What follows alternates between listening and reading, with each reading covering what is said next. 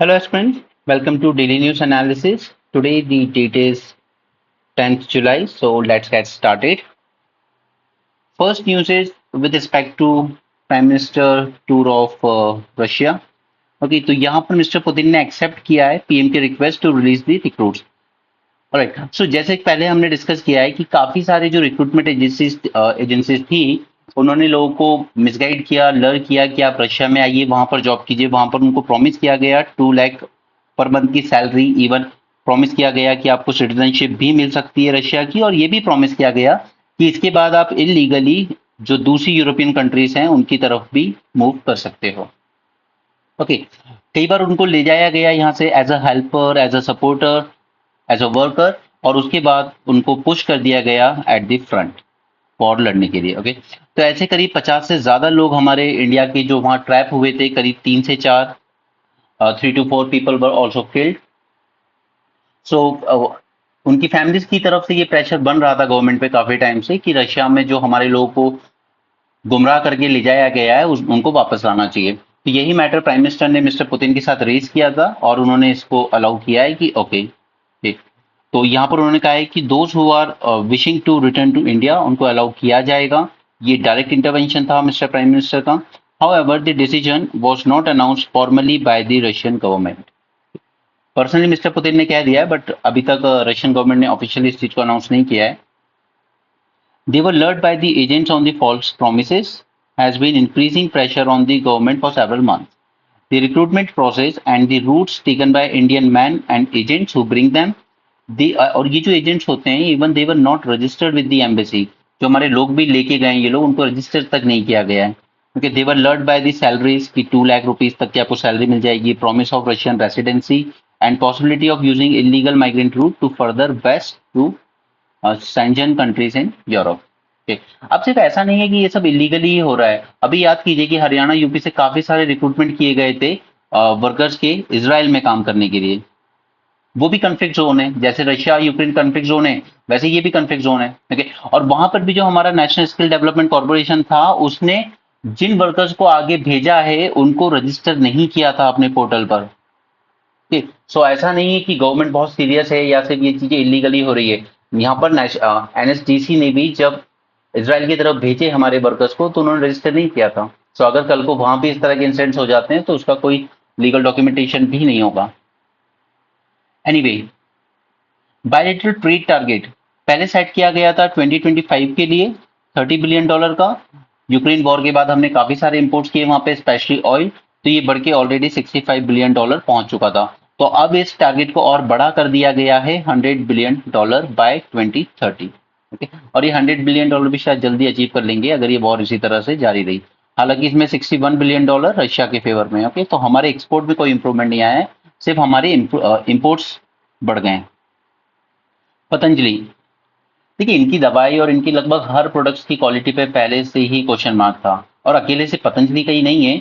आप चाहे हॉर्लिक्स देख लीजिए, बॉर्नविटा देख लीजिए, या इवन हनी, कुछ भी प्योर नहीं है, but everyone claim that it is pure.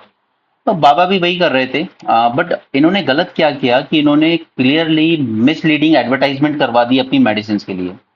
क्योंकि अगर आप ये क्लेम कर रहे हैं कि हमारी मेडिसिन से ये बीमारी ठीक हो सकती है, वो ठीक हो सकती है, इनके भरोसे अगर लोग अपनी दूसरी एलोपैथी दवाई छोड़ देते हैं तो वो फिर एक लाइफ थ्रेटनिंग इशू बन जाता है।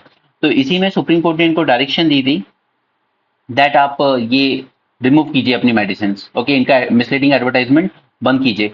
तो उसके बाद इन्होंने माना नहीं था उस चीज को, तो इन पे कंटेम्प्ट प्रोसीडिंग्स की जारी की गई, क्योंकि मिसलीडिंग एडवर्टाइजमेंट कंटिन्यू रख रहे थे सुप्रीम कोर्ट के ऑर्डर के बाद भी। हालांकि अब जाके इन्होंने कहा है कि he has remove his 14 herbal medicine whose licence was suspended.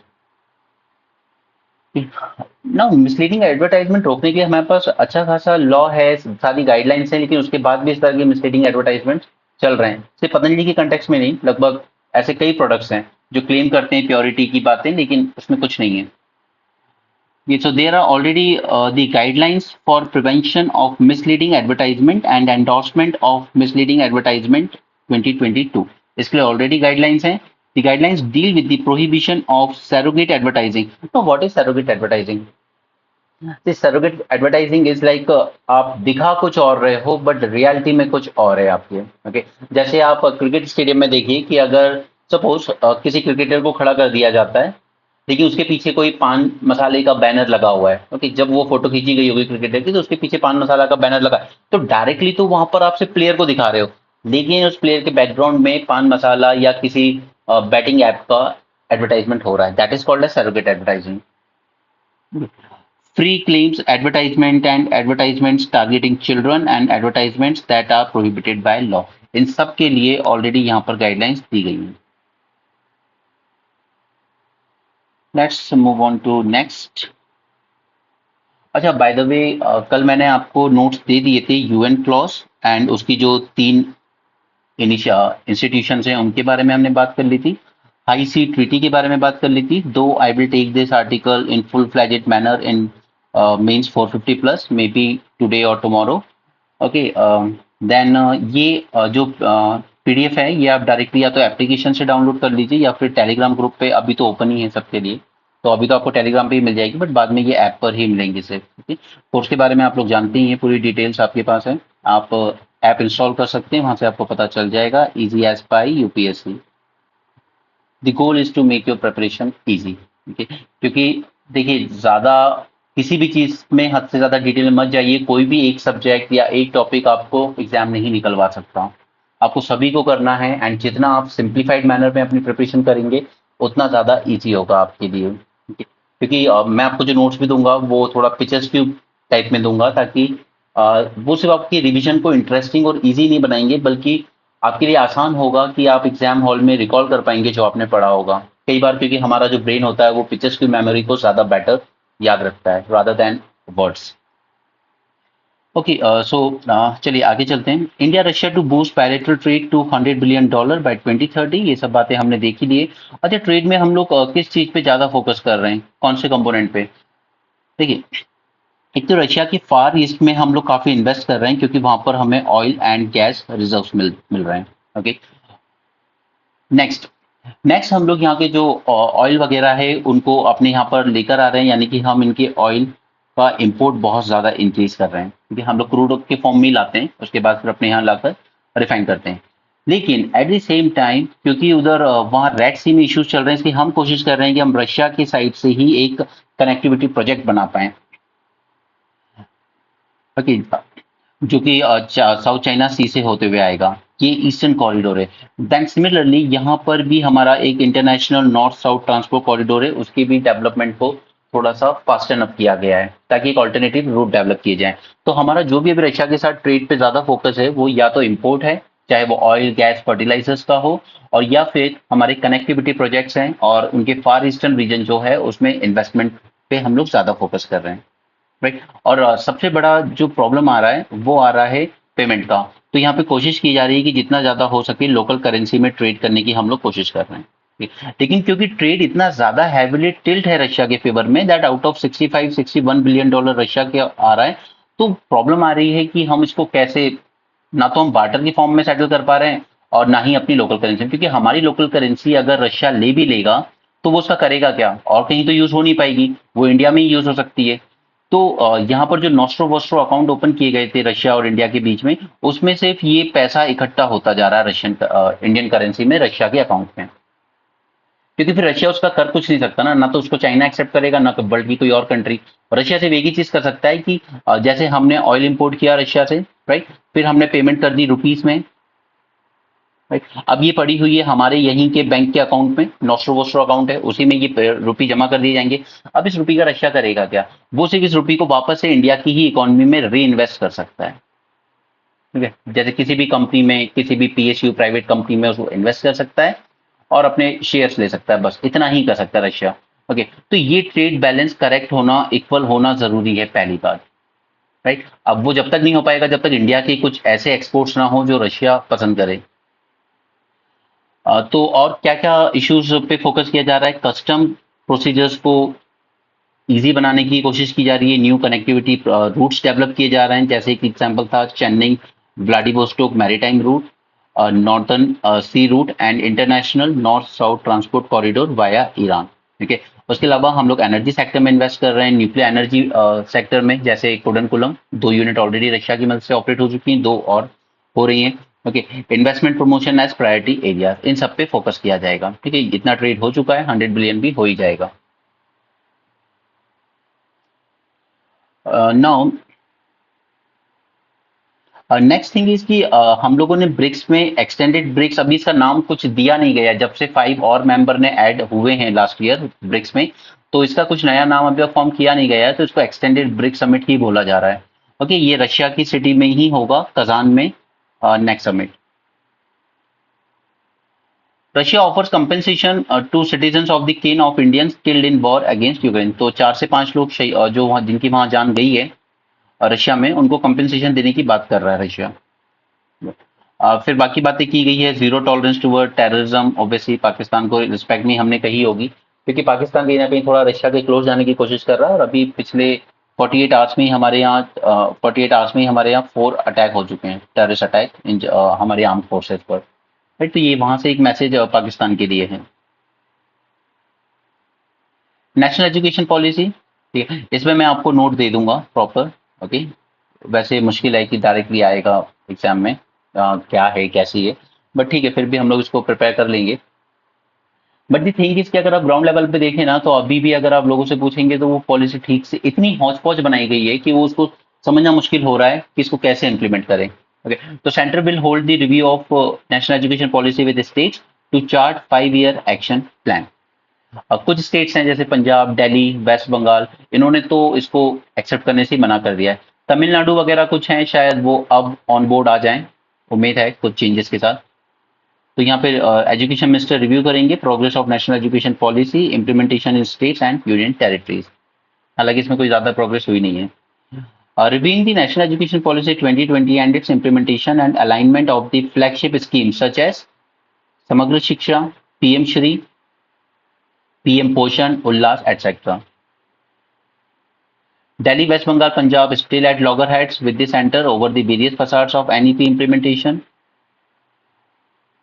To ensure the seamless transition of students migrating to different universities and transfer of credit smoothly, तो इसी के लिए सेटअप किया गया है इस पॉलिसी के अंडर में ही नेशनल क्रेडिट फ्रेमवर्क।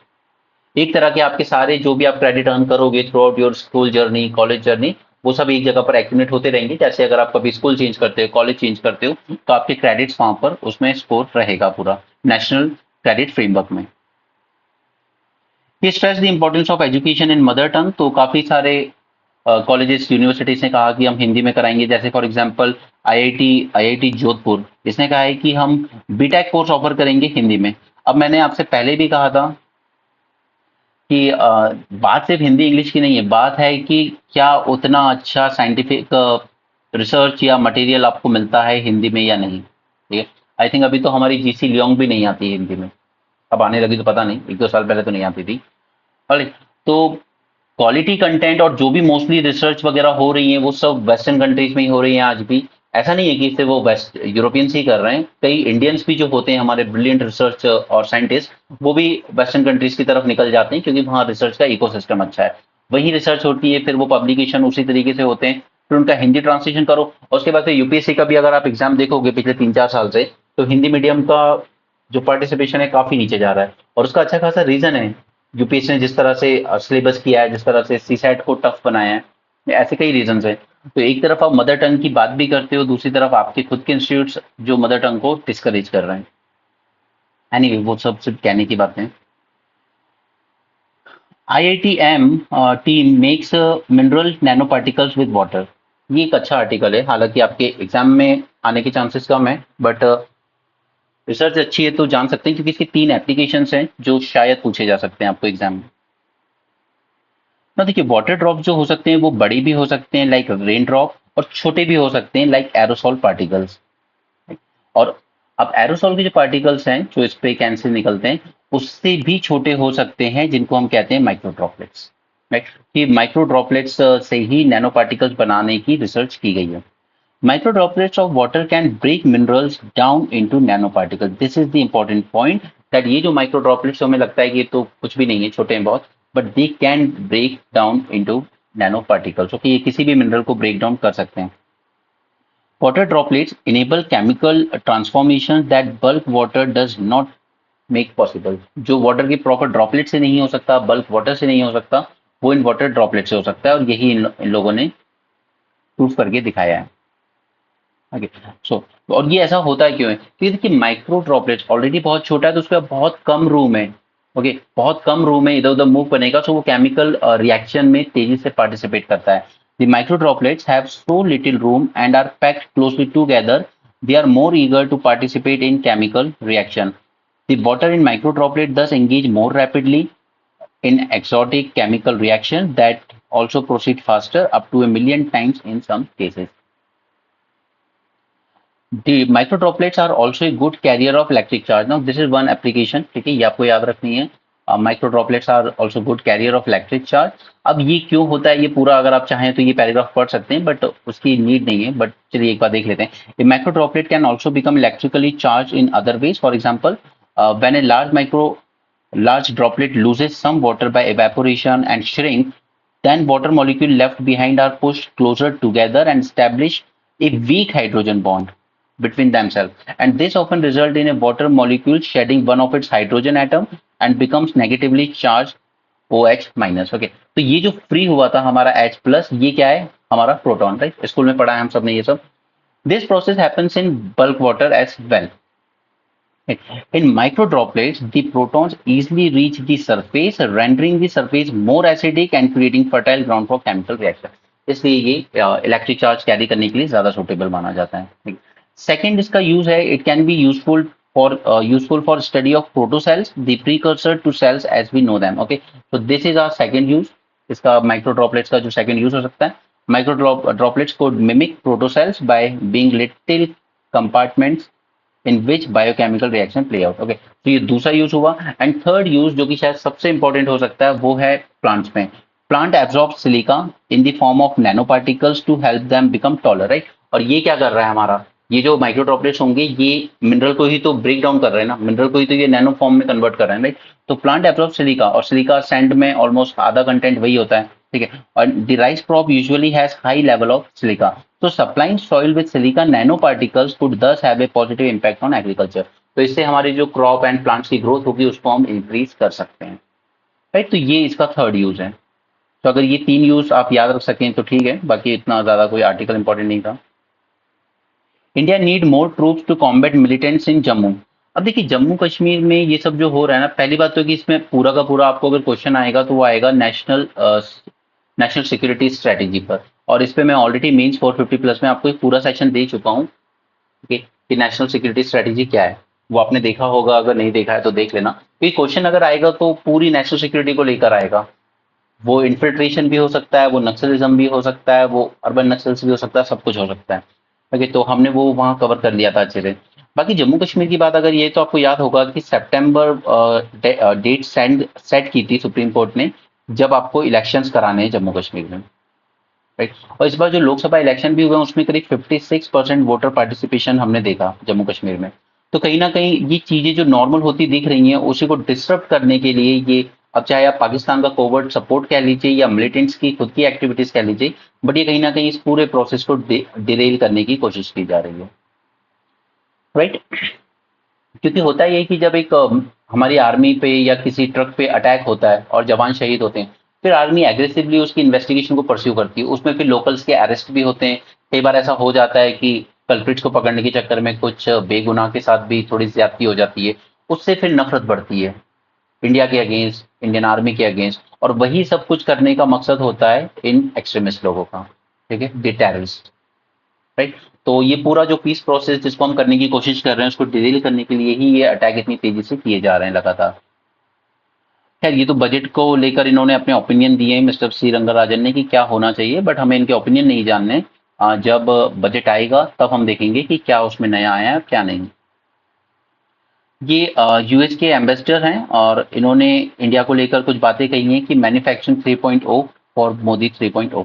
अब देखिए मैन्युफैक्चरिंग, जब मोदी जी ने 2014 में जब आए थे, तब हमारे यहाँ पर हमारी जीडीपी में कंट्रीब्यूशन था मैन्युफैक्चरिंग का 15%, राइट? और हमने गोल सेट किया था कि हम मैन्युफैक्चरिंग का शेयर बढ़ा के 25% करेंगे बाय 2025। ये मोदी जी का गोल था।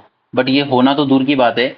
उल्टा अगर हम वर्ल्ड बैंक की रिपोर्ट माने तो हमारा ये जो शेयर था आज 22 में, ये 15% से नीचे गिर के 13% चला गया है। ओके, तो गोल जो हमने सेट किया था वहां तक पहुंचना तो दूर की बात है, मैन्युफैक्चरिंग का जितना कंट्रीब्यूशन था वो और उल्टा डिक्लाइन हुआ है। और यही वजह है कि अनएम्प्लॉयमेंट इतना ज्यादा दिख रहा है कि मैन्युफैक्चरिंग का कंट्रीब्यूशन हमें बढ़ाना था पिछले 10 साल में, लेकिन बढ़ाने की बजाय वो उल्टा कम होता चला गया और नंबर ऑफ जॉब्स कम होती चली गई। दूसरा रीजन ये है कि मैन्युफैक्चरिंग में अब लोगों से ज्यादा लोग ऑटोमेशन पे ज्यादा भरोसा कर रहे हैं। तो ऑटोमेशन देख लीजिए, या फिर आप क्या आप कह सकते हैं कि कैपिटल इंटेंसिव मैन्युफैक्चरिंग की तरफ लोग ज्यादा जा रहे हैं। कैपिटल इंटेंसिव, ठीक है। फॉर एग्जाम्पल कि अगर मुझे आर्टिकल लिखवाने हैं किसी से, अगर या किसी जर्नलिस्ट को एक लेटर लिखना है, आर्टिकल लिखना है, तो वो सब काम आज चैट जीपीटी बहुत इजीली कर दे रहा है। तो उसको एक अलग से एक आदमी रखने की जरूरत नहीं है कि आप मेरे लिए ये आर्टिकल लिखेंगे, वो चैट जीपीटी बहुत इजीली कर रहा है। तो उससे क्या हो रहा है कि मैं कैपिटल में इन्वेस्ट कर रहा हूँ और मैन पावर को रिड्यूस कर रहा हूँ। एक वैसा ही हाई लेवल पर हो रहा है ऑटोमेशन की वजह से। तो उस वजह से मैन्युफैक्चरिंग का अगर ये शेयर बढ़ेगा भी अब, तो वो ऑटोमेशन और कैपिटल इंटेंसिव होने की वजह से बढ़ेगा, ना कि मैन पावर इंटेंसिव होने की वजह से। क्लियर? ना गवर्नमेंट 2014 में गवर्नमेंट ने कमिट किया था कि हम जीडीपी में मैन्युफैक्चरिंग का शेयर 15% से बढ़ा के 25% करेंगे बाय 2025। और इसी के लिए हम लोग जीएसटी भी लेकर आए थे, हमने एक यूनिफाइड वन मार्केट भी स्टैब्लिश कर लिया इंडिया के लिए। बट वर्ल्ड बैंक का डेटा बताता है कि मैन्युफैक्चरिंग में डिक्लाइन हुआ है एंड ओनली 30% कॉन्ट्रीब्यूशन दे रहा है जीडीपी में बाय 2025 2022। ओके, अब अगर आप कंपेयर करें हमारे कॉम्पिटिटर से वियतनाम, वहां पर मैन्युफैक्चरिंग का कॉन्ट्रीब्यूशन है 25%। इसीलिए वहां पर जॉब क्राइसिस उतने ज्यादा फील नहीं होंगे उनको, क्योंकि मैन्युफैक्चरिंग ही है जो सबसे ज्यादा जॉब प्रोवाइड कर सकता है। ना सर्विस सेक्टर प्रोवाइड कर सकता है, ना एग्रीकल्चर। एग्रीकल्चर करेगा तो बहुत ही लो प्रोडक्टिविटी के साथ करेगा। ठीक है, इवन बांग्लादेश में देख लीजिए मैन्युफैक्चरिंग का कॉन्ट्रीब्यूशन 22, चाइना में 28। राइट? तो ये जो डेटा है ना, ये आपके आंसर को एनरिच करता है।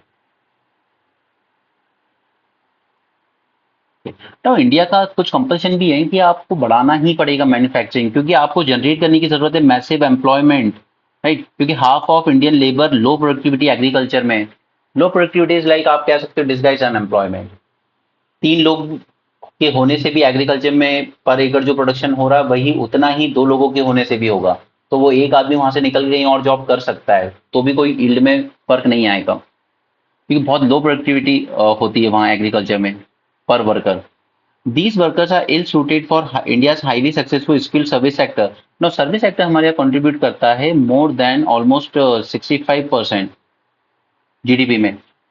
बट मैन पावर की अगर बात करें तो वर्क फोर्स एम्प्लॉय करता है हार्डली 15% वर्क फोर्स को, क्योंकि वहां ज्यादा लोगों को जॉब नहीं मिल सकती, और एक तो वो हाईली स्किल्ड जॉब्स भी होती हैं। तो वैसी बात है कि आप जो वर्कर्स हैं, लेबरर्स हैं, उनको वो जॉब नहीं दे सकते।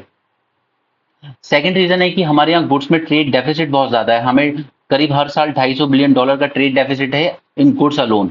सर्विस में हमारे पास सरप्लस है, वो ठीक है, लेकिन सर्विस सेक्टर एक से ज्यादा जॉब्स नहीं दे सकता। गुड्स दे सकता है, लेकिन गुड्स में हम लोग बहुत ज्यादा डेफिसिट है। चलिए, एक तो हाइड्रोकार्बन इंपोर्ट्स होते हैं, तो वो मजबूरी है, वो हमें करना पड़ेगा। लेकिन उसके अलावा हम मैन्युफैक्चर गुड्स भी बहुत ज्यादा इंपोर्ट कर रहे हैं, इलेक्ट्रॉनिक्स स्पेशली, बड़ी बड़ी कंस्ट्रक्शन मशीनरीज, ये सब हम लोग इंपोर्ट कर रहे हैं। तो ये सेकंड रीजन है कि हमें क्यों अपनी मैन्युफैक्चरिंग को इंप्रूव करने की जरूरत है। राइट? फर्स्ट वाला, मैसिव एम्प्लॉयमेंट जनरेट करना है। सेकंड, कि हमें अपना जो गुड्स में ट्रेड डेफिसिट है उसको भी कम करने की जरूरत है। सरप्लस रहता है हमारे पास सर्विस ट्रेड में $160 बिलियन का, लेकिन इवन ये सरप्लस भी इस डेफिसिट को फिल नहीं कर सकता। यूनाइटेड स्टेट्स, अब इसमें यूनाइटेड स्टेट्स क्या हेल्प कर सकता है? देखिए, उसके कुछ अपने फायदे हैं कि उसको एक अच्छा मैन्युफैक्चरिंग बेस मिल जाएगा। फर्स्ट फर्स्ट थिंग इज कि ये यहाँ पर उसको एक ऐसा इंडिया, एक ऐसा पार्टनर मिल जाएगा which can emerge as a regional security. एक ट्रस्टवर्दी पार्टनर मिल जाएगा रीजनल सिक्योरिटी प्रोवाइड करने के लिए। एक मैन्युफैक्चरिंग बेस मिल जाएगा यूएस को, एक फ्रेंडली कंट्री में, क्योंकि आज भी यूएसए के जितने हाईटेक प्रोडक्ट्स हैं वो डिजाइन वहां होते हैं यूएसए में। ठीक है, लेकिन अल्टीमेटली उनकी जो भी असेंबलिंग और मैन्युफैक्चरिंग होती है वो चाइना में होती है। और कोविड के टाइम जब चाइना से डिस्ट्रप्शन हुआ था, तब सब पूरे वर्ल्ड ओवर उसका इम्पैक्ट फील हुआ था। ठीक है, और जिस तरह की जियोपॉलिटिकल सिचुएशन बन रही है, US will prefer India as a manufacturing base rather than China. Modi government की बात करें तो आपको पता होगा, एक कुछ लेके आए थे मोदी जी पहले, कि कॉम्पिटिटिव फेडरलिज्म। कॉम्पिटिटिव फेडरलिज्म, कि कौन कौन अपने स्टेट को ज्यादा बिजनेस फ्रेंडली बना सकता है, राइट। इस तरह की रैंकिंग करते थे, उसको हम लोग कहते थे बिजनेस रिफॉर्म एक्शन प्लान।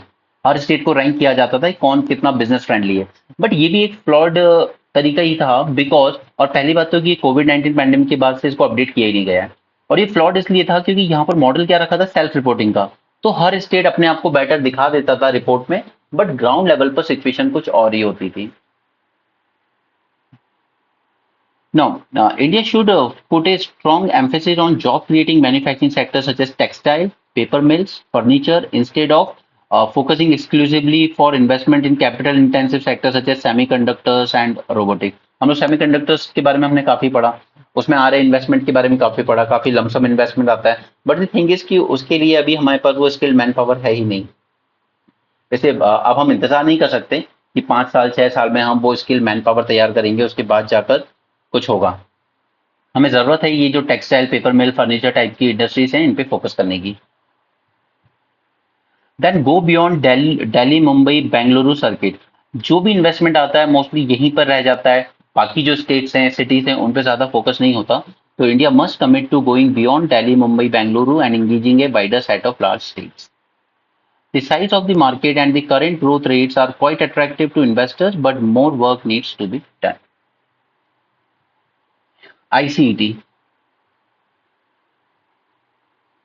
ये इंडिया यूएसए के बीच शुरुआत हुई थी, और इससे पहले एक और इनिशिएटिव इंडिया ने स्टार्ट किया था यूएसए के साथ, DTTI। देखिए ये इन्वेस्टमेंट, ये इनिशिएटिव लेकर आया था इंडिया यूएसए साथ में, वही डिफेंस टेक्नोलॉजी शेयरिंग और को प्रोडक्शन वगैरह की बातें थी उसमें। Defence technology and trade initiative बोलते थे इसको। 2012 में लेकर आए थे ये लोग, लेकिन ये बुरी तरीके से फेल हो गया।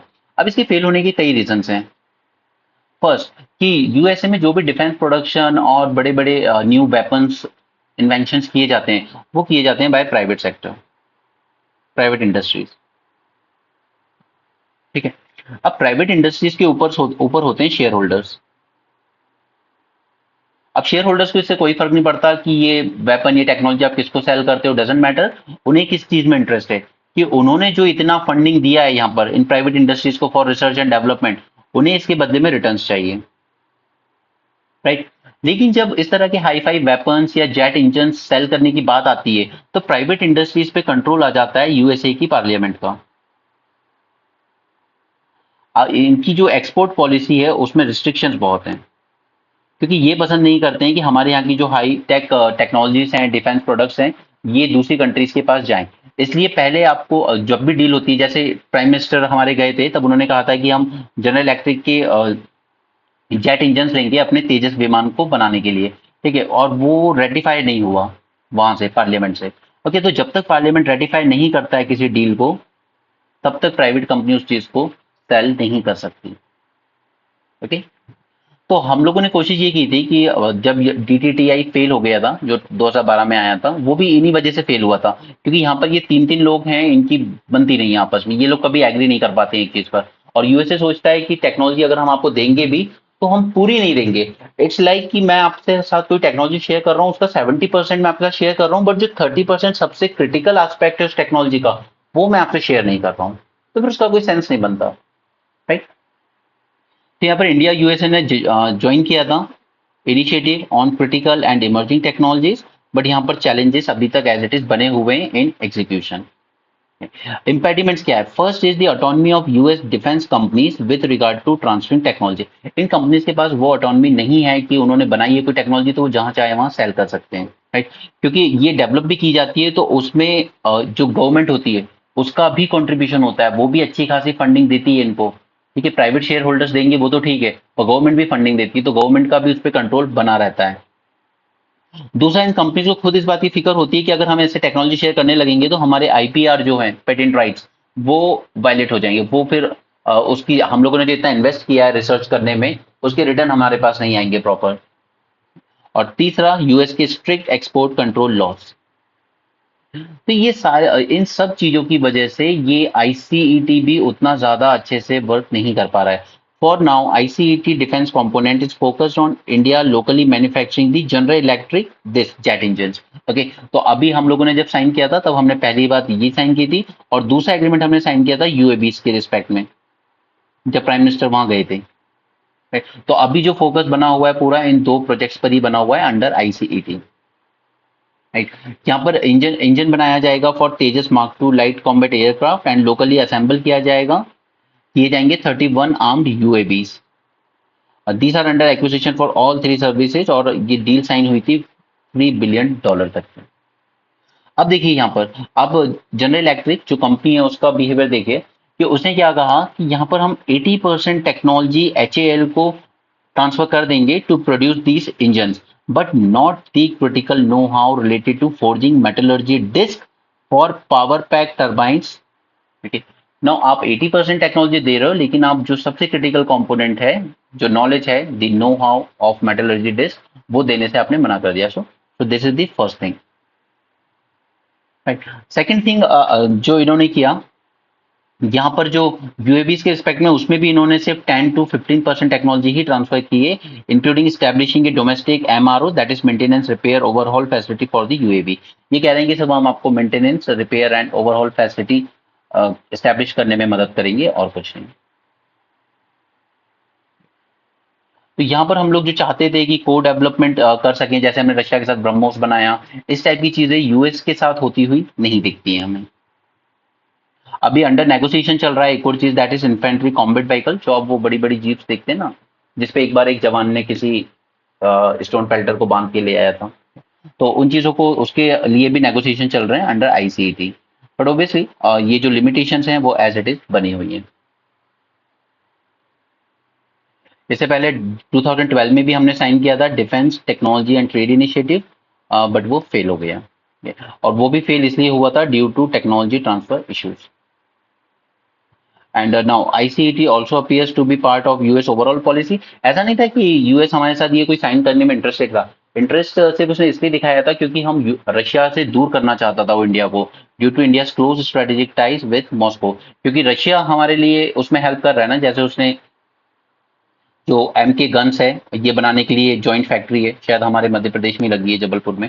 ओके, वहां पर जो असॉल्ट राइफल बना रहे हैं इंडिया रशिया मिलके, और दूसरा ब्रह्मोस दोनों कंट्री से मिलके बनाई है, और अब ब्रह्मोस थर्ड कंट्री को एक्सपोर्ट भी की जा रही है इंक्लूडिंग फिलीपींस, जिसकी ऑलरेडी डिफेंस ट्रीटी है यूएसए के साथ, राइट। तो हमने यही चीज उम्मीद की थी यूएसए से भी, बट ऐसा कुछ हो नहीं पाया।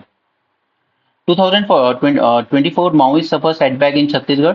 तो नक्सलिज्म पे हम ऑलरेडी बहुत इन डेप्थ लेसन कर चुके हैं इन मेंस 450 प्लस, तो आप इसको वहां से देख सकते हैं अगर अब तक नहीं देखा है, ठीक है। तो इसीलिए मेंस सीरीज के जो लेक्चर्स होते हैं वो इसलिए आपको यूजफुल होते हैं। एक बार अगर आपने वो तैयार कर लिया अच्छे से, तो फिर बीच में अगर न्यूज़पेपर में कुछ नया आता है तो वहां पर अपना पॉइंट ऐड कर लो और आपके नोट्स बनते रहेंगे। बार बार सेम चीज पढ़ोगे अलग अलग न्यूज़पेपर से या अलग अलग सोर्सेज से, तो वो आपका टाइम भी वेस्ट करेंगे और उतना अच्छा रिजल्ट भी नहीं देंगे आपको। Draft digital competition bill. ना अभी क्योंकि ये ड्राफ्ट में है तो हम इसको, इसकी ड्राफ्ट प्रपोजल नहीं पढ़ेंगे, जब एक्ट आ जाएगा तब पढ़ेंगे। लेकिन यहाँ पर एक चीज है कि यहाँ पर डिमांड की जा रही है एक्स एंटे फ्रेमवर्क के लिए। अब ये एक्स एंटे क्या होता है इसके बारे में थोड़ा सा जान लेते हैं यहाँ पर, क्योंकि ये एक नई चीज है। बाकी जब इसके प्रोविजंस आ जाएंगे तब हम उनको प्रॉपर तरीके से करेंगे। देखिए, दो चीजें होती हैं, एक होती है एक्स पोस्ट और दूसरी होती है एक्स एंटे। तो अब जब कंपटीशन एक्ट आया था 2002 में, तो उसमें प्रोविजन रखा गया था एक्स पोस्ट, यानी कि जब चीज हो चुकी होगी ना उसके बाद ये ऑर्डर जारी करेगा कि आपकी जो प्रैक्टिसेस हैं ये एंटी कॉम्पिटिटिव है, ये मोनोपोलिस्टिक प्रैक्टिसेस हैं, इनको बंद कीजिए, ठीक है। लेकिन यहाँ पर डिजिटल वर्ल्ड में हम लोग चाहते हैं कि एक्स एंटी प्रोविजन हो, यानी कि जब लगे कि ये जो सामने वाला कर रहा है, जैसे जियो ने जब पहली बार फ्री सिम बांटना शुरू की थी, उसी वक्त पता था कि ये मोनोपोली बनाएगा अल्टीमेटली, सबको डिस्प्लेस करके, राइट। तो वो एक्स एंटे होने की जरूरत थी कि वहीं पे रोक देना था कि नहीं, इस तरह की चीजें आप मत कीजिए जिसको लेकर आप आगे मोनोपोली क्रिएट करेंगे, राइट। ये एक्स पोस्ट चल रहा था अभी तक। अब ये चाहते हैं कि एक्स एंटे प्रोविजन रखा जाए। Competition act of 2002 is based on ex post framework. This means that CCI can use its power of enforcement only after the anti competitive conduct has occurred. Okay, example of Jio. No यहाँ पर जो सीडीसीएल है, ये चाहती है, body है ये, it has advocated for an ex ante competition regulation. It means that CCI enforcement power to be supplemented such that it allows it to preempt and prevent digital enterprises from indulging in anti-competitive conduct in the first place। ठीक है, जैसे ही लगे कि ये कुछ ऐसी practices कर रहा है जो एंटी कॉम्पिटिशन के अगेंस्ट है, तो उसको वहीं रोक दिया जाए पहले ही। ओके, सिर्फ यूरोपियन यूनियन में ऐसा होता है। अभी European Union is the only jurisdiction where comprehensive ex ante competition framework under digital market act. ठीक है, तो आपके दोनों वर्ड में समझ में आ गया, एक्स पोस्ट एक्स एंटे, बस इतना ही इस काम का था इसमें। जब ये कॉम्पिटिशन बिल आ जाएगा तब हम उसको डिस्कस कर लेंगे। यहाँ पर रिड्यूस करने की बात की जा रही है टैरिफ को फॉर स्मार्टफोन कंपोनेंट्स, बट इसमें ऐसा कुछ काम का नहीं है जो आपको एग्जाम से काम आएगा। वो इंडस्ट्रीज की बातें हैं, वो छोड़ दीजिए उसको। Now MSP loan waiver crucial issue for farmers. अब पहली बात ये देखिए लिखा किसने, Ashok Dhawale. He senior leader of Samyukt Kisan Morcha and president of all India Kisan Sabha. ठीक। तो पहली बात इनका इनका इनकी जो डिमांड्स हैं, 6-7 डिमांड है, उसमें से एक इंपॉर्टेंट ये है कि एम एस स्वामीनाथन ने जो कहा था कि कॉम्प्रीहेंसिव कॉस्ट इंक्लूड की जाए C2, तो ये डिमांड कर रहे हैं कि C2 प्लस 50% पर एमएसपी सेट होनी चाहिए। राइट। दूसरा कि करीब पिछले 2015 से अब तक 1 लाख से ज्यादा किसान सुसाइड कर चुके हैं due to loan issue. Okay, loan उन पे हो जाता है, उसके बाद फिर उनकी जमीनें बिकने लगती है तो वो सुसाइड कर लेते हैं। ठीक है, तो उसके लिए चाहते हैं कि वन टाइम लोन वेवर दे दिया जाए किसानों को, सभी किसानों की लोन एक बार के लिए माफ कर दिए जाए। This is his another demand. Next is कि एग्रीकल्चर में भी स्मार्ट मीटर्स लगाए जा रहे हैं इलेक्ट्रिसिटी और वाटर के लिए। ठीक है, तो उनका ये मानना है कि इससे जो बिल होगा वो और ज्यादा बढ़ के आएगा, क्योंकि जैसे हमारे मध्य प्रदेश में अभी आई थिंक 30 इयर्स और समथिंग के लिए अडानी ग्रुप को पूरा इलेक्ट्रिसिटी का काम दे दिया गया है। ऐसा कई स्टेट्स में किया गया है, और वो सब लोग मानते हैं कि ये वो डोमेन था जो पब्लिक सेक्टर के हाथों में रहना चाहिए था, गवर्नमेंट के हाथों में, ना कि प्राइवेट के हाथों में। प्राइवेट के हाथों में देने से ये हो रहा है कि बिल बहुत बढ़ चढ़ के आएंगे, और ऐसा किसान को तो एटलीस्ट बहुत बड़ा फियर रहता है इस चीज का। राइट। नेक्स्ट थिंग इज कि आपकी अल्टीमेटली फर्टिलाइजर प्रोडक्शन भी प्राइवेट कंपनीज के हाथों में बहुत ज्यादा जा चुका है, फर्टिलाइजर एंड सीड प्रोडक्शन। और इस वजह से भी जो किसानों की इनपुट कॉस्ट है, इनपुट कॉस्ट बहुत ज्यादा बढ़ गई है। अब एक बात बताइए, अगर आप इनपुट कॉस्ट ज्यादा हो जाती है तो अगर आप एमएसपी बढ़ा भी दोगे तो उससे कोई प्रॉफिट तो हुआ नहीं फार्मर का। हमारी कोशिश ये होनी चाहिए कि इनपुट कॉस्ट कम से कम हो, कम से कम इनपुट कॉस्ट हो, तब जाकर किसान को प्रॉफिट होगा। लेकिन अगर इनपुट कॉस्ट बढ़ती जाएगी तो फिर एमएसपी बढ़ाने की डिमांड बार बार आएगी। राइट, तो ये कुछ मेजर इश्यूज हैं जो इन्होंने यहाँ पर हाईलाइट किए हैं। एनसीआरबी का डेटा बताता है कि 1 लाख से ज्यादा फार्मर्स ने सुसाइड किया है between 2015 to 22। The most important issue is statutory minimum support price, ये चाहते हैं C2 प्लस 50% पे। अभी गवर्नमेंट जो देती है वो है A2 plus FL। M S Swaminathan commission नहीं किया था, ये भी मैं आपके साथ पूरा डिस्कस कर चुका हूँ पहले। एमएसपी पे मैंने एक वीडियो बनाया है, मीन्स 450 प्लस में। आपको अगर नहीं पता है C2 F2 AL वगैरह, तो आप वहां पे देख सकते हैं इस वीडियो में। ठीक है, आपको यूट्यूब पर ही प्लेलिस्ट में मिल जाएगा। नेक्स्ट इसकी जो कॉस्ट ऑफ प्रोडक्शन है वो कंटिन्यूसली इंक्रीज होती जा रही है, यानी कि इनपुट कॉस्ट बढ़ती जा रही है, चाहे वो फर्टिलाइजर के रेट हो, seeds, insecticide, diesel, water, electricity, इन सब के रेट बढ़ते जा रहे हैं, इसलिए कॉस्ट ऑफ प्रोडक्शन बढ़ रहा है फार्मर के लिए। काफी सारे चीजें जो गवर्नमेंट के हाथों में रहनी थी वो कॉर्पोरेट्स के हाथों में दे दी गई। ओके, तो ये उम्मीद करते हैं कि ये जो बजट आएगा वो पब्लिक सेक्टर कंपनीज को हेल्प करे कि वो इनपुट्स के प्रोडक्शन में ज्यादा इन्वॉल्व हों rather than the corporates. And one time loan waiver demand कर रहे हैं ये फार्मर्स के लिए, क्योंकि वही जो मैं आपको पहले कहता था, कॉर्पोरेट्स का 16 लाख करोड़ सरकार ने माफ किया है, ताकि 16 लाख करोड़। तो फिर वही होता है कि अगर कॉर्पोरेट्स का माफ हो रहा है तो फार्मर्स को लगता है फिर हमारा माफ क्यों नहीं हो सकता। राइट, और कॉर्पोरेट्स का तो वो तो क्लियर इलेक्ट्रल बॉन्ड वाले जो घोटाले हैं ना, वो सब हमने पहले डिस्कस किए, वो वही था। ठीक है, ऐसा नहीं होता है कि एक भाई 48,000 करोड़ का लोन लेगा और फिर उसको डिफॉल्ट कर देगा, और फिर दूसरा भाई सिर्फ 450 करोड़ देकर उस कंपनी को टेक ओवर कर लेगा। ठीक है, ये एक सरासर लूट है, this is a well organise लूट, बट लोग मानते नहीं है। ठीक है, हालांकि सुप्रीम कोर्ट ने एटलीस्ट वो इलेक्ट्रल बॉन्ड हटा के एक अच्छी चीज की। देन कंटिन्यूअस ड्रॉट, कभी फ्लड, कभी अनसीजनल रेन, हेल स्टॉर्म, कभी हीट वेव्स, इस तरह की चीजें आती रहती हैं। तो हमें चाहिए comprehensive crop insurance scheme. Okay, different from this फसल बीमा योजना, क्योंकि फसल बीमा योजना में 3 दिन कंपनीज को इंश्योरेंस का काम दिया गया था, इन्होंने शो किया 10,000 करोड़ का प्रॉफिट, जबकि किसान उधर बोल रहा है कि हमें कंपनसेशन के नाम पे 800 रुपए 500 रुपए मिल रहा है। ओके, तो ये जो स्कीम डिजाइन की गई थी, it is working in interest of insurance companies and not of farmers. तो ये एक न्यू कॉम्प्रिहेंसिव इंश्योरेंस स्कीम चाहते हैं। Public sector investment in irrigation and power has been cut down in last 10 years। आपने power production, irrigation के projects तो काफी सारे पेंडिंग पड़े हुए हैं गवर्नमेंट के पास, और उसके बाद जो पावर था वो आपने प्राइवेट के हाथ में दे दिया, उन्होंने रेट बढ़ा रखे। These sectors are being handed over to the private companies and hence the cost of water and power is increasing. Next is these smart meters are going to create havoc for all consumers whether rural or urban. दूसरा इनका मनरेगा को लेकर कुछ demand है that number of work days has come to just 42।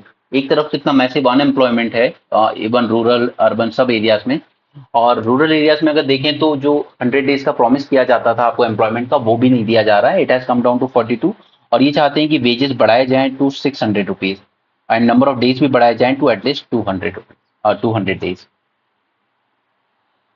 Now government ने अपना नारा change कर दिया from land to the tillers to land to the corporates, क्योंकि काफी मैसिव एक्विजिशन हो रहा है फार्म लैंड्स का बाय द कॉर्पोरेट हाउसेज। तो ये इंश्योर किया जाए कि अगर ऐसे कोई एक्विजिशन होते हैं तो it should be only for public purpose. But ये हम लोग को देखने को मिल रहा है स्पेशली जो फ्रिंज एरियाज होते हैं सिटीज के जस्ट आउटसाइड के, कि आपके एग्रीकल्चर लैंड परचेज किए जाते हैं by private people because they know कि मुझे यहाँ पे क्या रियल स्टेट बनाना है या यहाँ पे कौन सा गवर्नमेंट का प्रोजेक्ट आने वाला है कुछ टाइम में।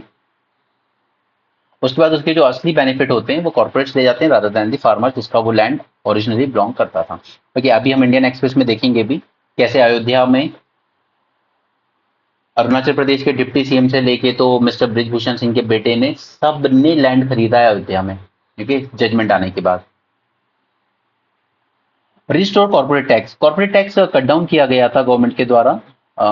जो एक्सिस्टिंग इंडस्ट्रीज थी उनके लिए 30% से कट करके कर दिया गया था 22%, और जो न्यू इंडस्ट्री सेटअप कर रहे हैं उनके लिए कर दिया गया था सिर्फ 15%। तो इनको मानना है कि कॉर्पोरेट टैक्स आप कट कर रहे हो but at the same time आप जो जीएसटी है, corporate tax is direct tax और जीएसटी है इनडायरेक्ट टैक्स। और ये सब आपको पता होगा, इकोनॉमी में आपने पढ़ा होगा कि इनडायरेक्ट टैक्स के डिसएडवांटेजेस क्या हैं और डायरेक्ट टैक्स के एडवांटेज। डायरेक्ट टैक्स क्या है, रिच लोगों पे ज्यादा लगता है तो वो एक सोशल जस्टिस की बात करता है, लेकिन जीएसटी क्या है कि इक्वली सब पे लगता है, गरीब हो अमीर हो। अगर आप मिल्क खरीद रहे हो 28 रुपीज का, तो आपकी सैलरी अगर सपोज 100 रुपीज है तो आपका कुछ परसेंट जा रहा है, लेकिन जिसकी सैलरी 1 लाख रुपए है उसको भी वो मिल्क 28 रुपए का ही पड़ रहा है, तो उस पर वो जो जीएसटी दे रहा है उसकी सैलरी का बहुत माइन्यूट पार्ट है, 0.1100% कुछ। ओके, तो जीएसटी सबको इक्वली हार्म करता है, रिच हो या पुअर। डायरेक्ट टैक्स जो होते हैं कॉर्पोरेट टैक्स, इनकम टैक्स, ये रिच को ज्यादा हार्म करते हैं, पुअर को प्रोटेक्ट करते हैं। तो यहाँ पर इनकी डिमांड है कॉर्पोरेट टैक्स आप फिर से बढ़ाइए और जीएसटी रिड्यूस कीजिए इनफैक्ट, क्योंकि आप ये जितने भी एग्रीकल्चर इक्विपमेंट है इन पे जीएसटी बहुत लगाया है यार। आई थिंक ट्रैक्टर जैसी चीज पे भी 28% समथिंग लगता है ये, तो वो फार्मर खरीद रहा है। दूसरी तरफ आप लग्जरी गाड़ियां हैं उन पे अगर बैंक लोन लोगे तो बैंक को आपको 8% पे दे देगा, आप ट्रैक्टर के लिए लोन लीजिए बैंक आपसे 14% मांगेगा। नाउ टू रेस रिसोर्सेज, अब ये सब करने के लिए फंड कहां से आएंगे गवर्नमेंट के पास, तो आप इम्पोज कीजिए wealth tax and inheritance tax. Inheritance tax कभी हम फुर्सत में डिस्कस करेंगे, पर इनहेरिटेंस टैक्स का एक फायदा जरूर होगा कि आज जो लोग एक्यूमुलेट करते हैं ना वेल्थ, कि मैं इतनी प्रॉपर्टी खरीद लूं, मैं इतनी जमीनें खरीद लूं, इतना स्टोर कर लूं, ठीक है, इस चीज में थोड़ी कमी आ जाएगी। क्योंकि अगर आज मैं बहुत सारी वेल्थ क्रिएट करता हूँ रादर देन उस चीज को कंज्यूम करने के बजाय मैं बस जोड़ के रखता हूँ अगली जनरेशन के लिए, तो अगली जनरेशन को पास ऑन करने के लिए मुझे इनहेरिटेंस टैक्स देना पड़ेगा, से 10% और समथिंग।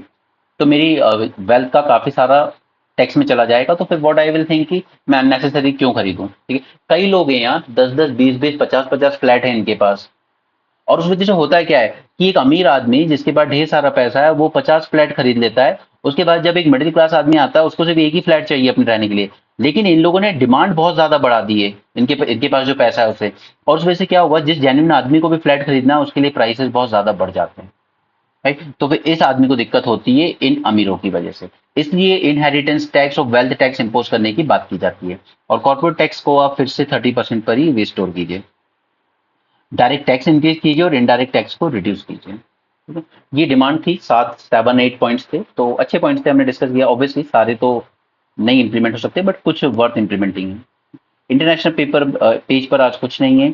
माली, मैं आपको ये इकोवास पे शॉर्ट नोट दे दूंगा। इकोवास इज नथिंग बट जो वेस्ट अफ्रीकन कंट्रीज हैं यहाँ पर, ठीक, ये जो रीजन है, इन सब कंट्रीज ने अपना एक ग्रुप बनाया था। लेकिन यहाँ से 3 कंट्रीज अलग अलग हो गई, that is Mali, Burkina Faso and niger. ठीक है, इन सबके यहाँ पर मिलिट्री कूप हुआ, फिर इकोवास ने कहा कि ये गलत हुआ है, तो इन लोगों ने उसको लीव कर दिया था और इन्होंने अपना खुद का एक ग्रुप बना लिया। ठीक है, इन्होंने खुद का अपना एक कॉन्फेडरेशन बना लिया और उसके बाद इन्होंने कहा है कि हमें ग्रुप में वापस नहीं आना है आपके, हालांकि हम आपके साथ रिलेशन रखेंगे बट हम इस ग्रुप का पार्ट नहीं बनना चाहते हैं। ओके, तो हम इकोवास को प्रिपेयर कर लेंगे। पहले इंडियन एक्सप्रेस में हमने एक बार प्रिपेयर किया था इसको। Okay, I will give the notes, क्योंकि मैं सेम चीज रिपीट नहीं करूंगा वापस जो हम लोग इतने टाइम से पढ़ते आ रहे हैं न्यूज़पेपर में। चलिए इंडियन एक्सप्रेस पे चलते हैं। इसलिए प्लीज न्यूज़पेपर को ना रेगुलर फॉलो कीजिए। आप बीच में अगर किसी भी दिन स्किप करते हैं तो फिर वो चीजें समझने में दिक्कत होंगी। और दूसरा कि ब्रेन सेशन को मिस नहीं करिएगा। आई नो कि हम लोगों ने काफी गैप के बाद उसको स्टार्ट किया है, बट ओवर दी टाइम कुछ सेशन के बाद आप उससे वापस रिलेट करना शुरू कर देंगे। एंड मीन्स 450 प्लस वो ये एक असली किंग मेकर होगा आपके लिए जब आप 2025 मीन्स में अपना अटेम्प्ट देने जाएंगे। ओके, तब आपको समझ में आएगा कि कितना यूजफुल था। यहाँ पर यूक्रेन की कैपिटल में हॉस्पिटल पर उसने शो किया था कि देखिए हम जो क्रूज मिसाइल है उसके पार्ट्स दिखा रहे हैं, आपको प्रूफ कर रहे हैं कि रशिया ने अटैक किया है। हालांकि क्रेमलिन यानी कि रशिया डिनाई कर रहा है इस चीज को। दूसरा, पाकिस्तान ने ऑथराइज किया है आईएसआई को कि आप इंटरसेप्ट कर सकते हो phone calls in the name of national security. But सच बात यह है कि ये जो फोन कॉल इंटरसेप्ट करने की बात की जा रही है ना, ये सिर्फ इसलिए की जा रही है ताकि जो सोशल मीडिया उसको उस पर थोड़ी अपनी ग्रिप टाइट की जा सके, क्योंकि ये सोशल मीडिया ही है जो कि इमरान खान की पार्टी को सपोर्ट कर रहा है इस वक्त। अदरवाइज जो उनका मेन स्ट्रीम मीडिया वो हमारी गोदी मीडिया की तरह बिल्कुल सरकार की ही पीपड़ी बजा रहा है। ये ऑर्डर ऑफ सेंट एंड्रयू, ये गले में जो आप मोदी जी के देख रहे हैं, ये दिया गया है अवार्ड, बट कोई नहीं पूछ रहा आपसे एग्जाम में ये सब। ये देखिए आप यहाँ पे देख सकते हैं, Arunachal deputy CM to chief of UP special task force Brijbhushan MP son. और इसके अलावा पॉलिटिशियंस अक्रॉस पार्टी लाइन, सभी पार्टी के पॉलिटिशियंस ने जमीनें खरीदी हैं अयोध्या में। ओके, वर्डिक्ट आने के बाद तो फार्मर को रियल प्रॉफिट नहीं होता उस चीज का, प्रॉफिट दूसरों को ही होता है हमेशा।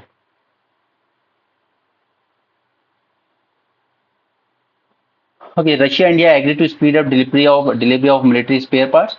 ये जब हम लोग यूएसए के ज्यादा करीब जाने लगे थे ना, तो अब हमारे पास अधिकतर आज जो वेपन्स हैं वो सब रशियन ओरिजिन की हैं। तो obvious सी बात है कि उनके स्पेयर पार्ट्स या उनका जो मेंटेनेंस और रिपेयरिंग, एमआरओ जो ऑपरेशंस हैं वो सब रशिया से ही आ सकते हैं। ठीक है, काफी सारे सॉफ्टवेयर एंड हार्डवेयर ये सब रशियन ओरिजिन के हैं। तो ये इनकी जो डिलीवरी थी वो थोड़ी स्लो डाउन हो गई थी पिछले कुछ टाइम में। तो ये इंडिया ने एग्री किया है, इंडिया रशिया ने, कि हम जल्दी आपको स्पेयर पार्ट्स पहुंचाएंगे, क्योंकि वो जेन्युइन रीजन भी है रशिया के पास कि हम यूक्रेन वॉर में उलझे हुए हैं। बट हमारे जो इक्विपमेंट्स हैं उनको हम ऐसे तो नहीं रख सकते ना। IIT Jodhpur to offer BTech programme in Hindi too. तो ठीक है, करते रहिए जिसको करना है हिंदी में। गलत कुछ नहीं है, गलत बात सिर्फ ये है कि वो कीजिए जो आपको एक जॉब दे जाए। अब सबका सपना होता है कि बड़ी एमएनसी में काम करना, फॉरेन में जॉब करना, तो फिर वो हिंदी से नहीं हो पाएगा। यहाँ पर वही सब पॉइंट्स इन्होंने उठाए हैं। जम्मू एंड कश्मीर में जो टेररिस्ट अटैक्स हो रहे हैं, पाकिस्तान का जो रोल है उसमें, वो सब मैंने आपको ऑलरेडी पिछले पेपर में बता दिया है। ठीक है, टेरर एंड टॉक साथ में नहीं चल सकती, वो हमारे प्राइम मिनिस्टर ने कई बार रिट्रेट किया है। एंड यहाँ पे पाकिस्तान का गोल यही है कि जम्मू कश्मीर में जो हम लोग नॉर्मलाइजेशन का प्रोसेस कर रहे हैं और 30 सितंबर तक हमें इलेक्शन भी कराने हैं वहां पर, उस सबको डिस्टर्ब करने की कोशिश की जा रही है। राइट, बाकी यहाँ पर इन्होंने ऐसे कोई पॉइंट्स नहीं दिए जो हमारे काम आएंगे। बाकी आपने जो नेशनल सिक्योरिटी स्ट्रेटेजी जो मैंने आपके साथ डिस्कस की थी वो आप वहां से देख लेना। और एनएससी को लेकर कुछ चेंजेस किए गए हैं यहाँ पे गवर्नमेंट द्वारा लास्ट वीक में। ये टॉपिक मैं आज आपके साथ ब्रेनस्टॉर्मिंग में डिस्कस करूंगा। टेरर इन कठुआ, वही जम्मू एंड कश्मीर वाला है। With supreme court deadline of September 30 to hold elections fast approaching, it may well be the case that terrorists and their backers across the border have stepped up their activities to scupper the return of political normalcy। ठीक है, Lok Sabha election में हमने देखा था कि 58% तक का turnout हुआ, जो कि हाईएस्ट था 35 ईयर्स में। बट लॉन्ग टर्म सिक्योरिटी के पर्पज से हमें क्या करने की जरूरत है कि हमें जो लोगों के दिलों में एलिनेशन है उसको कम करने की जरूरत है। है। पाकिस्तान नहीं सुधरेगा, वो उसके उसमें कुछ नहीं है। तो हमारा पाकिस्तान को लेकर एक इस तरह का अप्रोच है कि इंटरनेशनली हम उसको आइसोलेट रखना चाहते हैं, ठीक है, आइसोलेशन के लिए हम काम करते रहते हैं।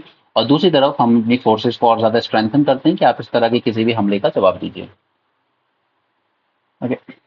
तो यहाँ से एक रिपोर्ट निकल के आई थी आरबीआई की, जिसने कहा था कि जॉब ग्रोथ बढ़ रही है। बट अब इसका जरा रियल देखिए। पहली बात तो फर्स्ट थिंग इज कि इसका क्रिटिसिज्म ये है कि सेक्टर वाइज नहीं दिया गया है कि किस सेक्टर में जॉब ग्रोथ कितना हो रहा है, ये सेक्टर वाइज नहीं दिया गया है। क्योंकि अधिकतर जो जॉब क्रिएशन हो रहा है वो एग्रीकल्चर सेक्टर में हो रहा है। और जॉब क्रिएशन क्या हो रहा है, मजबूरी में लोग एग्रीकल्चर में इन्वॉल्व होना पसंद कर रहे हैं। बट एग्रीकल्चर का सबसे बड़ा साइड इफेक्ट क्या है यहाँ पर, कि लो प्रोडक्टिविटी होती है वर्कर की, काइंड ऑफ डिस्गाइज अनएम्प्लॉयमेंट होता है। और उसके बाद अगर नॉन फार्म सेक्टर में भी हम लोग देखें तो डोमेस्टिक हेल्पर, इस टाइप के जॉब क्रिएशन हो रहे हैं। तो इस पे कोई ज्यादा शाबाशी नहीं दी जा सकती गवर्नमेंट को, यही इस आर्टिकल में इन्होंने हाईलाइट किया। There are growing concerns over the inadequate employment opportunities despite the growing economy, and new estimates from RBI suggest. However, they do not provide the disaggregated sector-wise job numbers. Much of the increase in the employment has occurred in agriculture, followed by construction and trade. All these sectors are marked by low level of productivity. Yeah. Labor productivity is the lowest in case of agriculture, and in case of construction and trade, it is substantially lower than most productive sectors of the economy. Yes. Construction में आप ईंटें चाहे crane से easily उठा लो या आप sir पे रख के ले जाओ, वो तो फिर लो प्रोडक्टिविटी वाला काम हो गया। Now, much of this increase was driven by women joining the labor market in greater number. Worryingly, a sizable number of these new entrants are engaged in self-employment or as helpers in household enterprise. तो अगर इस तरह का women jobs आप create कर भी रहे हो तो वो कोई बहुत अच्छी बात नहीं है कि आप हाउस होल्ड हेल्पर बन जाइए and all those thing. This indicate the absence of more productive and more remunerative jobs. Informal sector में अधिकतर जॉब्स क्रिएट हो रहे हैं। करीब 6.5 करोड़ इनफॉर्मल सेक्टर्स हैं हमारे यहाँ, 11 करोड़ वर्कर्स को एम्प्लॉय करते हैं वो लोग। देखिए अगेन प्रॉब्लम वही आती है इनफॉर्मल सेक्टर्स में कि जो वैल्यू एडेड है per worker, it is only a fraction of that of larger formal firm. Okay, value added per worker बहुत लो होता है इनफॉर्मल सेक्टर में। With growing capital intensity of production, even in the labour intensive sectors will become even more challenging. ठीक है, आप लोग क्या कर रहे हैं कि वर्कर से ज्यादा मशीनों पर ट्रस्ट करें। जैसे अगर हम छोटे इंडस्ट्रीज की बात करें तो पापड़ बनाने की जो होती थी, ठीक है, पहले महिलाओं को रखा जाता था, सब बनाती थी हाथों से। आज मशीन है उसके लिए, वो थोड़ी देर में बहुत सारे बना देता है। तो इस तरह की जो कई सेक्टर्स हैं, अगरबत्ती, कैंडल, ये सब छोटे छोटे थे जो कैपिटल इंटेंसिव माने जाते थे, बट आज ये सॉरी मैन पावर इंटेंसिव माने जाते थे, पर आज ये कैपिटल इंटेंसिव होते जा रहे हैं। लोग मशीनरी में ज्यादा इन्वेस्ट कर रहे हैं रादर देन लोगों को जॉब देने में। तो ये बिजनेस इसी तरह से चलेंगे, कैपिटल इंटेंसिव भी होंगे लेबर सेव करने के लिए। ensuring the growth translate to more productive job opportunities is the foremost challenge before the government. ये सब फालतू के आर्टिकल्स हैं, not of use. Budget for science, ठीक है, रिसर्च एंड डेवलपमेंट की बात है। और इसके लिए आपको जरूरी है कि आप एनआरएफ वाला मेंस 450 प्लस का लेक्चर जरूर देखें। उसमें हमने रिसर्च एंड डेवलपमेंट पे काफी सारी बात की थी, सारे पॉइंट्स वहां पे आपको मिल जाएंगे। Our first Prime Minister, Mr. Nehru, was devoted to the development of science and technology, and to him goes the credit for starting India's most successful scientific ventures in space as well as atomic energy. इसलिए मैं ही नहीं, शायद आप किसी भी UPSC aspirant के mock interview देखेंगे, जो सिलेक्ट होते हैं तो उनके मॉक इंटरव्यू यूट्यूब पे आते हैं। अब जब भी पूछा गया है कि बेस्ट प्राइम मिनिस्टर आप किसको मानते हैं, तो सबके मुंह से जवाहरलाल नेहरू का ही नाम निकला है, ऑलमोस्ट एवरीबडी। ओके, क्योंकि आज इंडिया जहां है, जिस तरह की हम टेक्निकल नॉलेज आज है इंडिया में, वो विजन था उनका, और उसी वजह से स्पेस एटॉमिक न्यूक्लियर सेक्टर में तो हमने काफी कुछ अचीव भी किया है। तो हमेशा जो बीजेपी वाले क्रिटिसाइज करते रहते हैं नेहरू ये नेहरू वो, नहीं। अगर कोई 17 साल देश चलाता है तो गलतियां होंगी, डेफिनेटली किसी से भी होंगी। डिमोनेटाइजेशन सबसे बड़ी गलती थी पीएम मोदी की, ठीक है, बट कौन बात कर रहा है। Still nothing significant happened except in space and atomic energy. इन दो सेक्टर को अगर हम देख लें तो हमने ज्यादा कुछ अचीव नहीं किया है साइंटिफिक फील्ड में। ओके, और थोड़ा बहुत शायद हमने डिफेंस फील्ड में अचीव किया होगा बस। ओके, और रीजन क्या था, क्योंकि हमारी spending on research and development is just 0.6% to 0.7%। Research and development में हम ज्यादा इन्वेस्ट नहीं करते हैं। पहले में ये सब एग्जांपल आपको ऑलमोस्ट याद ही करा चुका हूं अब तक। तो यूएसए इन्वेस्ट करता है 2.8%, चाइना 2.1, इजराइल 4.3, साउथ कोरिया 4.2। और यूएस चाइना की जीडीपी बहुत बड़ी है इंडिया से, उनका 2% भी बहुत ज्यादा होता है। अगर आप नंबर्स के टर्म में देखेंगे तो इंडिया से 7 टाइम्स ज्यादा, 10 टाइम्स ज्यादा इन्वेस्ट करते हैं ये लोग रिसर्च एंड डेवलपमेंट में। ये हमने शुरुआत की by formation of national research foundation with a corpus of 50,000 crore, but thus far there has been little progress. ठीक है, और परसों भी 2 दिन पहले भी हमने इस एक आर्टिकल देखा था इसी पे कि आप प्राइवेट सेक्टर से मोबिलाइज करना चाहते हो, बट आपने जो 2 बॉडी बनाई है उनमें प्राइवेट सेक्टर, प्राइवेट इंडस्ट्रीज को कोई रोल ही नहीं दिया है आपने उसमें। ठीक है, आप तो सिर्फ 50,000 करोड़ दे रहे हो, इसमें से भी आप आधे से ज्यादा प्राइवेट सेक्टर से मोबिलाइज करना चाहते हो, तो एटलीस्ट उनको जगह तो दीजिए बोर्ड में।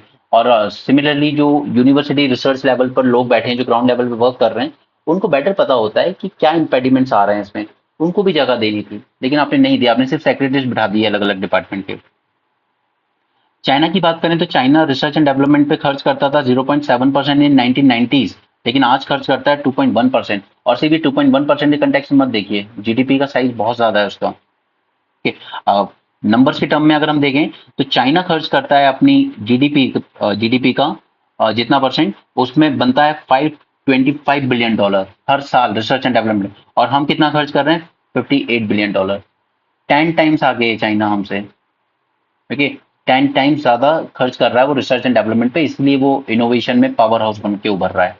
और रिसर्चर्स की बात करें तो उसके पास 7 लाख से ज्यादा है, हमारे पास around 1.5 lakh. We have made astonishing progress in space and atomic energy. Beside investing, investment तो हमने किया स्पेस और एटॉमिक एनर्जी में, बट इसके अलावा जो एक और चीज हमने अच्छी की थी वो थी कि हमने टोटल ऑटोनॉमी दी थी इस फील्ड में। ठीक है, हमने जो स्पेस कमीशन बनाया, एटॉमिक एनर्जी कमीशन बनाया, उनके एडमिनिस्ट्रेशन को टोटल ऑटोनॉमी दी थी कि आप अपने डिसीजन खुद से ले सकते हैं। They were empowered to make decision without constraints of bureaucracy. Now second thing is कि जो रिसर्च एंड डेवलपमेंट हो भी रहा है हमारे यहाँ, उसमें government sector accounts for more than half of India research and development, around 56%। ठीक है, गवर्नमेंट स्पेंडिंग ज्यादा है, जबकि फॉरेन कंट्रीज में आप देखेंगे तो गवर्नमेंट स्पेंडिंग बहुत कम है। चाइना से 15%, Germany 14, US sorry UK 7, Japan 8। ये सब क्यों है? क्योंकि वहां पे प्राइवेट सेक्टर आगे है इस चीज में। हमारे यहाँ का प्राइवेट सेक्टर आगे नहीं है, इसलिए गवर्नमेंट को ही इन्वेस्ट करना पड़ता है जो भी करना पड़ता है। हालांकि इंडिया ने कोशिश की इंसेंटिवाइज करने की प्राइवेट सेक्टर को, इनकम टैक्स कंसेशन तक दिए, लेकिन कॉर्पोरेट कंपनीज ने उनको सिर्फ मिसयूज किया। ठीक है, टैक्स बचाने के लिए कुछ नया इन्वेंशन रिसर्च नहीं कर पाए वो। India spend 44% of research and development expenses on capital development only. Capital development यानी कि आपको बिल्डिंग कंस्ट्रक्ट कर दी हमने, ठीक है, आपके लिए ऑफिस बना दिए, उसी में चला जाता है। हमारे रिसर्च एंड डेवलपमेंट का 44% तो हम लोग कैपिटल डेवलपमेंट में ही खर्च कर देते हैं, इक्विपमेंट्स वगैरह खरीदने में। रिसर्च में तो फिर वो जा ही नहीं रहा है। नो, अब हमें क्या करने की जरूरत है, तो let all scientific institution B merge into 1 और 2 ओवरआर्चिंग बॉडीज, लाइक जैसे हमने स्पेस का सारा काम एक स्पेस कमीशन को दे दिया, एटॉमिक एनर्जी का सारा काम एटॉमिक एनर्जी कमीशन को दे दिया, और सिमिलर ऑटोनॉमी दे देनी चाहिए उन न्यू बॉडीज को भी। To promote genuine research in the private sector, तो जैसे हम लोग कॉर्पोरेट सोशल रिस्पॉन्सिबिलिटी में लेकर आए थे ना कि आपको 2 से 5% साइड में रखना होगा, ठीक है, अपने प्रॉफिट का, उसी तरीके से ये बहुत अच्छा सजेशन है हमें, आप इसको नोट कीजिएगा अपने नोट्स में। ठीक है, आप मैंडेट कर दीजिए 2% आपकी हर कंपनी के प्रॉफिट का रिसर्च एंड डेवलपमेंट में जाना होगा। और अगर आप नहीं खर्च करोगे रिसर्च एंड डेवलपमेंट में अपना 2%, तो आप वो पैसा जमा करवा दीजिए नेशनल रिसर्च फाउंडेशन में, जो हमने स्टैब्लिश किया है 50,000 करोड़ का। राइट, तो उसमें प्राइवेट सेक्टर से फंड भी आना शुरू हो जाएगा। The construction of buildings and fixed assets should be excluded from expenditure figure on research and development। अभी जैसे हमने देखा 44% आपसे बिल्डिंग कंस्ट्रक्शन में चला जाता है इस फंड का, तो उसको एक्सक्लूड कीजिए। ठीक है, वो उससे कोई रिसर्च नहीं हो रही है बिल्डिंग से, वो आप अलग से बनाइए। ये मत दिखाइए कि देखिए हमने रिसर्च एंड डेवलपमेंट पे इतना खर्च किया, वो तो फिर आप बिल्डिंग का भी खर्चा जोड़ दोगे उसमें। There is need to develop a research mentality in higher learning institution. This is the most important point जो इन्होंने बहुत लेट लिखा, कि हमारे यहाँ वो इकोसिस्टम, वो टीचिंग ही नहीं है, वो पैशन ही क्रिएट नहीं किया जाता है स्कूल लेवल पर या कॉलेज लेवल पर। सिर्फ फोकस होता है कि आपको पढ़ लिख के एक जॉब लेनी है, दैट्स ऑल। ठीक है, तो पहले तो ये मेंटालिटी चेंज करने की जरूरत है। Now state governments may be allowed to raise another 0.5% of their state GDP by way of loans. आपको पता है FRBM act and all that, वहां पर सेंटर से परमिशन लेनी पड़ती है, तो स्टेट गवर्नमेंट को अलाउ कर देना चाहिए कि आप 0.5% और लोन रेज कर सकते हो, बट आपको एक्सक्लूसिवली यूज करना होगा ये for state council for science and technology for research and development projects, जो अप्रूव किए गए होंगे एनआरएफ के द्वारा। तो it was a good article, अच्छा लिखा था इन्होंने, वो हमने अपने काम के पॉइंट्स वहां से निकाल लिए। नेक्स्ट है हाई सी ट्रीटी। ठीक है? तो इस पे मैंने आपको कल नोट भी दे दिया था और इसको मैं आपके साथ मेंस 450 प्लस सेशन में भी डिस्कस करूंगा। और इसको समझने के लिए आपको यूएन क्लॉज पढ़ना जरूरी है। उसके नोट्स आपके पास टेलीग्राम ग्रुप पे मिल जाएंगे, वहां देख लेना, क्योंकि जब तक आपको वो सब नहीं पता होगा तब तक चीजें नहीं होंगी। जैसे 12 नॉटिकल माइल्स तक हमारा क्या होता है, टेरिटोरियल वाटर्स। उसके बाद 12 नॉटिकल माइल्स तक हमारा कंटिग्यूअस जोन, ठीक है। और उसके बाद पूरा 200 नॉटिकल माइल्स तक हमारा क्या है, EEZ। और फिर यहां से आगे जितना भी बचता है उसको हम कहते हैं ओपन ओशियन यानी कि हाई सी। तो ये सब की तो ज्यूरिसडिक्शन वगैरह सब क्लियर थी, लेकिन ये हाई सी है, ये किसी की जिम्मेदारी नहीं है, इनको माना जाता है कॉमन गुड। तो यहाँ पे किसी की ज्यूरिसडिक्शन नहीं है तो किसी की रिस्पॉन्सिबिलिटी भी नहीं आती है। तो इसी के लिए ये ट्रीटी साइन की गई है। और इंडिया ने भी कहा है कि हम साइन और रेटिफाई करेंगे इस ट्रीटी को। This treaty is meant for reducing pollution, for conservation and sustainable use of biodiversity and other marine resources in ocean water. इसी ट्रीटी को दूसरे नाम से भी जाना जाता है biodiversity beyond national jurisdiction agreement, as high seas are areas outside national jurisdiction of any country. किसी कंट्री की ज्यूरिसडिक्शन में नहीं आता है। तीन मेन ऑब्जेक्टिव्स हैं इसके, तीनों पे फोकस कीजिए। First, conservation and protection of marine ecology. Second, fair and equitable sharing of benefits from marine genetic resources. जो भी वहां पर से जेनेटिक रिसोर्सेज हमें मिलेंगे, क्योंकि बहुत सारे स्पीशीज हैं ओशियन में, उनसे कई बार ऐसी चीजें मिल जाती है हमें, जैसे ऑयल वगैरह, या उनके फैट से कोई कॉस्मेटिक्स बनाया जा सकता है, मेडिसिन बनाई जा सकती है। तो उससे जो भी बेनिफिट होंगे उन पे कोई भी आईपीआर नहीं मांगेगा, इंटेलेक्चुअल प्रॉपर्टी राइट नहीं दिया जाएगा, वो कॉमन गुड में ही जाएगा। ओके। तो फर्स्ट हो गया इकोलॉजी प्रिवेंट करेंगे, सेकंड बेनिफिट शेयर करेंगे जो भी आएगा जेनेटिक रिसोर्सेज से निकल के, और third environmental impact assessment for any activity that can degrade the marine ecosystem mandatory किया जाएगा। जहां पर EIA को मैंडेटरी किया जाएगा और आपको पब्लिक डोमेन में रखनी होगी। ठीक है, तो तीनों ऑब्जेक्टिव इसके समझ में आए। नेक्स्ट इज फोर्थ, ये अपनी तरफ से जोड़ रहे हैं कि कैपेसिटी बिल्डिंग की जाएगी and transfer of marine technologies to developing countries. क्योंकि डेवलपिंग कंट्रीज के बस की तो नहीं है ना, उनके पास वो टेक्नोलॉजीज वो कैपेसिटी नहीं है, तो वो शेयर की जाएगी फ्रॉम डेवलप कंट्रीज। ये सब आप जानते ही हो। अप टू 2 नॉटिकल माइल्स हमारा EEZ है। EEZ के बियॉन्ड जो एरिया है उसी को हाई सी कहते हैं, इंटरनेशनल वाटर। और वर्ल्ड का 61% ओशन जो है वो हाई सी में आता है। ठीक है, किसी कंट्री की जुरिस्डिक्शन में नहीं आता है। और ये ग्लोबल कॉमन माना जाता है, किसी का राइट नहीं है इस पे। Everyone will enjoy equal rights for navigation, overflight, economic activity, scientific research, laying of infrastructure like under sea cable etcetera. UN clause के बारे में मैंने आपको बता दिया है ऑलरेडी। ठीक है, ये एक ब्रॉड लीगल फ्रेमवर्क है फॉर गवर्नेंस ऑन दी सी। ये डिफाइन करता है बाउंड्रीज, ये जो continuous zone, territorial water, EEZ जो डिफाइन किए गए ना, ये इसी ने किया है। यूएन क्लॉज के अंडर में 3 बॉडीज आती हैं, वो सब आप वहां से देख लेना। ठीक है, ये sovereignty, passage right, right of economic usage of resources like fish, oil, mineral etcetera, इनकी बातें करता है। ठीक है, तो यूएन क्लॉज सेट करके देता है हमें general principle for protection and conservation of biodiversity and marine ecology. However, now focus on this, however it does not specify how these objectives will be achieved in international water। जो high सी है उनकी बात नहीं करता, तो इसीलिए ये treaty बनाई गई है। okay? हालांकि ये ट्रीटी भी वर्क करेगी under UN clause only. Marine protected areas, the key objective is conservation and protection of marine ecosystem। Demarcate किए जाएंगे marine protected areas। ये वैसे ही होंगे जैसे लैंड पर national park, biodiversity, wild life reserve होते हैं ना, वैसे ही।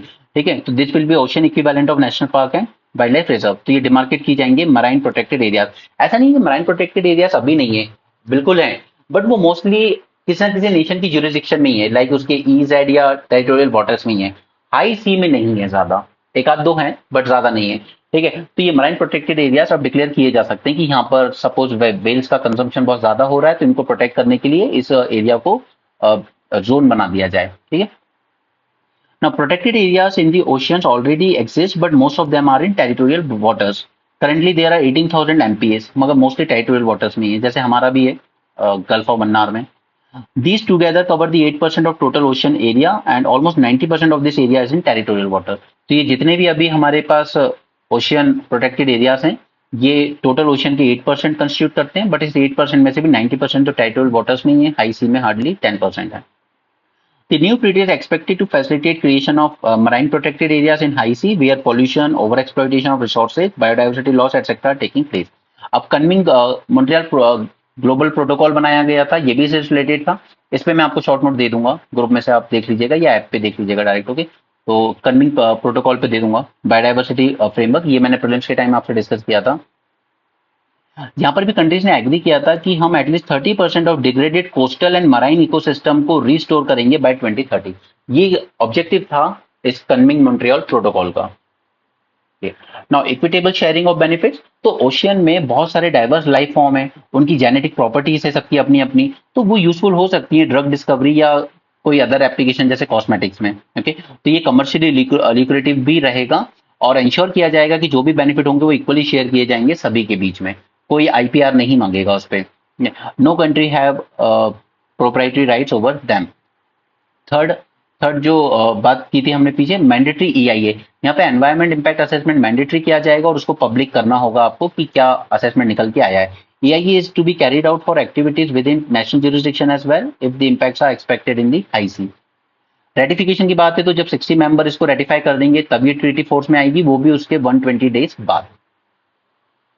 Okay okay, so that's it for this session. Okay, now अब do join the comprehensive course, okay, जो हमने किया है, और उसको आप 18 मंथ्स के लिए भी ले सकते हैं एट द कॉस्ट ऑफ 6000 या 1000 रुपीज मंथली भी ले सकते हैं। ठीक है, उसमें हमने सारी चीजें रखी, मेंस 450 प्लस प्रोग्राम भी रहेगा, ब्रेन स्टॉर्मिंग भी उसी में आपका होगा।